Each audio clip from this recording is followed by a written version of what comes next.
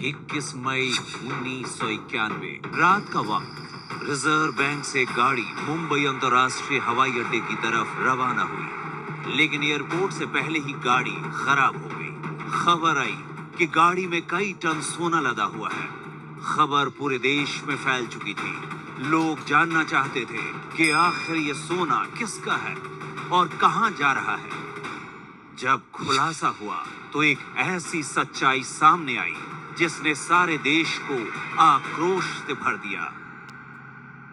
1991 का वो साल जब भारत दो राहों के बीच में था। एक राह जो विनाश की तरफ जा रही थी और दूसरी जा रही थी रेजरेक्शन की तरफ। भारत के पास बस 2 हफ्तों का राशन था और देश का फॉरेन रिजर्व लगभग खत्म हो चुका था। इस महान संघर्ष के बीच में एक आदमी था जो देश का भरोसा बन गया था और आज हमारा देश दुनिया की 5th लार्जेस्ट इकोनॉमी है। लेकिन क्या यहाँ पर आना इतना इजी था? ये कहानी है हमारे देश के स्ट्रगल की और उस फाइनेंस मिनिस्टर की जिसने देश की तकदीर बदल दी। ये वही फाइनेंस मिनिस्टर था जिसका बचपन शुरू हुआ था पाकिस्तान के लाहौर में और जिन्होंने अपने बचपन के दिनों में मोहम्मद अली जिन्ना के सर पर हॉकी बॉल मारी थी और जो आगे जाकर देश के प्राइम मिनिस्टर भी बनते हैं। ये कहानी है डॉक्टर मनमोहन सिंह की, जिसने चुप रहकर बस अपना काम किया और इंडिया जो एक बार बिकने की कगार पर था उसे पूरी दुनिया के सामने ललकारने का मौका दिया। Manmohan Singh, doctor Manmohan Singh, doctor Manmohan Singh, doctor Manmohan Singh. People say I was accidental prime minister. I was also accidental finance minister. 1991 के पहले भारत एक क्लोज्ड इकोनॉमी था। एक ऐसी इकोनॉमी जहां सोशलिस्ट पॉलिसीज और लाइसेंस राज की वजह से ग्रोथ 0 थी। आजादी के बाद से लेकर 1991 तक इंडिया की GDP Hindu rate of growth से बढ़ रही थी, जो थी बस 3%। एक चीज जो सामने आई वो थी बैलेंस ऑफ पेमेंट्स। यानी इंडिया की इकोनॉमी की ये हालत थी कि जो चीज हम इंपोर्ट करते थे हम उसकी पेमेंट्स भी नहीं कर पाते थे। अब कोई भी कंट्री हम पे ट्रस्ट करने से पहले 2 बार सोचती थी और ये डेप्ट उस टाइम और वर्स हो गया जब गल्फ वॉर की वजह से क्रूड ऑयल के प्राइसेस राइज हो गए और उस टाइम इंडियन पेट्रोल पंप्स सूखने की कगार पर थे। हालत ये थी कि इंडिया को हर देश ने अनसिक्योर्ड लोन देने से मना कर दिया। ये हालत हो गई थी अपने देश के इमेज की और उसी टाइम इंडिया को 67 टन सोना एयरलिफ्ट करके IMF को गिरवी रखना पड़ा in exchange of $2.2 billion. At that time the suggestion came to me that we should mortgage the gold. देश का सोना 2 खेप में गिरवी रखा गया था। पहली खेप स्विट्जरलैंड के UBS और दूसरी खेप बैंक ऑफ इंग्लैंड और बैंक ऑफ जापान भेजी गई।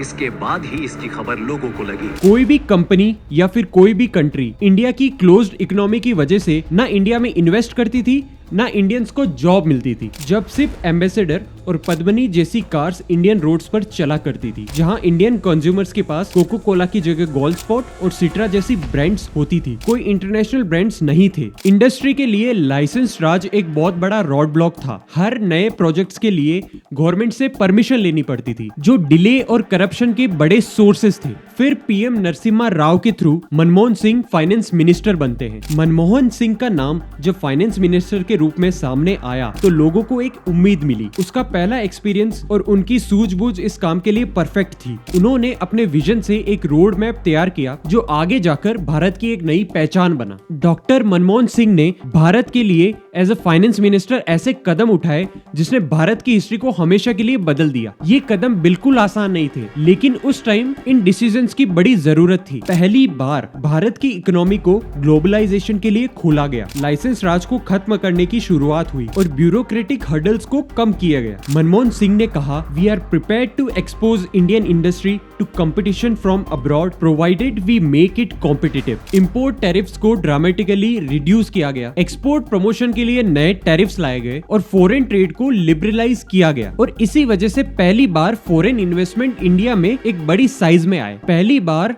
फॉरेन कंपनीज को इंडिया में इन्वेस्ट करने का मौका दिया गया। फॉरेन डायरेक्ट इन्वेस्टमेंट का एक माहौल बनाया गया जो पहले बिल्कुल इम्पॉसिबल था। जब पहले बैंक्स के पास लिक्विडिटी नहीं होती थी लोन्स देने के लिए, वहीं लिक्विडिटी रेशियो जैसे CRR और SLR की रेट्स कम कर दी गई ताकि मार्केट में और ज्यादा पैसा इन्फ्यूज हो और लोग बिजनेस कर पाए। उन्होंने रुपी को डीवैल्यू करने का एक रिस्की कदम उठाया जो एक्सपोर्ट्स को बढ़ाने और फॉरेन रिजर्व्स को इंक्रीज करने का एक कॉम्पिटिटिव कदम था। उन्होंने कहा नोटबंदी धक्का देगी अर्थव्यवस्था पर, धक्का होगा, इसका दुरअसर होगा, और जो उन्होंने कहा सही निकला। उसी टाइम इंडियन रुपी ने एक शार्प डिक्लाइन भी देखा जो कि जरूरी था, और इसी वजह से फॉरेन एक्सपोर्ट्स भी शुरू हुए जिसने इंडिया की बैलेंस ऑफ पेमेंट सिचुएशन को कंट्रोल किया। पार्लियामेंट में इसका बड़ा विरोध हुआ, लेकिन डॉक्टर अपनी विजन पर मजबूती से खड़े रहे। उन्होंने कहा, लेट हिस्ट्री जज me, I will do whatever is necessary for the nation. इन रिफॉर्म्स का असर तुरंत दिखाई दिया, लेकिन इसका सबसे बड़ा असर लॉन्ग टर्म में नजर आया। भारत की इकोनॉमी शिखर तक पहुंच गई। जीडीपी जो हिंदू रेट ऑफ ग्रोथ से चल रही थी वो अब अप्रोक्सीमेटली 6% पे थी। जहां इंडिया के फॉरेन रिजर्व्स 1.2 बिलियन पर थे, वो 1996 आते आते 26 बिलियन तक पहुंच गए। भारत की सड़कों पे हमें टोयोटा, मारुति और मर्सिडीज जैसी कारें दौड़ते हुए नजर आए। मैकडॉनल्ड्स और केएफसी जैसे आउटलेट्स इंडिया में नजर आए। सैमसंग और सोनी जैसी टेक्नोलॉजी इंडिया में आने लगी। एक समय पर हमारा भारत छोटी छोटी चीजों को इंपोर्ट करने के लिए जूझ रहा था। आज वो दुनिया की 5th लार्जेस्ट इकोनॉमी है, और ये सफर डॉक्टर मनमोहन सिंह के रिफॉर्म से शुरू हुआ। एक तरफ 1991 के डॉक्टर मनमोहन सिंह थे जिन्होंने इकोनॉमिक रिफॉर्म्स के जरिए देश को फाइनेंशियल कोलैप्स से निकाला। दूसरी तरफ आज की फाइनेंस मिनिस्टर है जिनके डिसीजंस को लेकर आम लोगों में एक बड़ा डिस्कंटेंट है। मनमोहन सिंह के रिफॉर्म्स लॉन्ग टर्म विजन पर बेस्ड थे। हर डिसीजन का गोल था देश को एक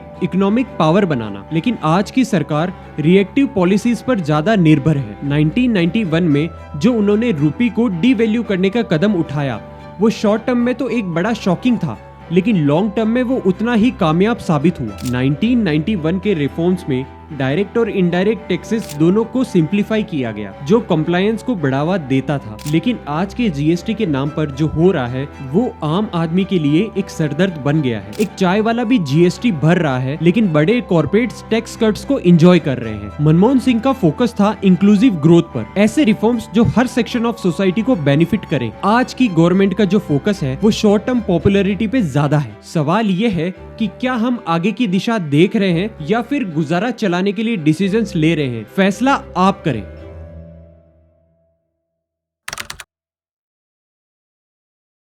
थैंक यू सो मच ये वीडियो पूरा देखने के लिए। अगर आपको ये वीडियो पसंद आती है तो अपने फ्रेंड्स को, अपनी फैमिली को शेयर करें, और मेरी बहुत सी वीडियोस और भी हैं जो आपको शायद पसंद आए, आप वो भी देख सकते हो। Thank you so much. जय हिंद।